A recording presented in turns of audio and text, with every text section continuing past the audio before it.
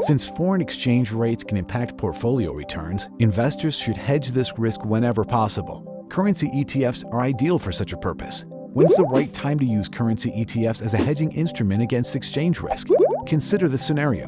During the second half of 2008, the Canadian S&P TSX Composite Index fell 38% amid plunging commodity prices and a global sell-off. Meanwhile, during the same period, the Canadian dollar fell almost 20% versus the US dollar. Simply put, a US investor in the Canadian market would have seen returns of minus 58%, dividends excluded.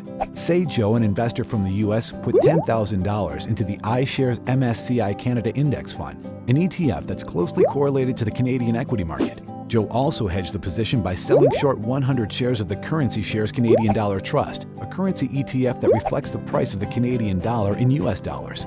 Joe planned to buy them back at a cheaper price if their value fell.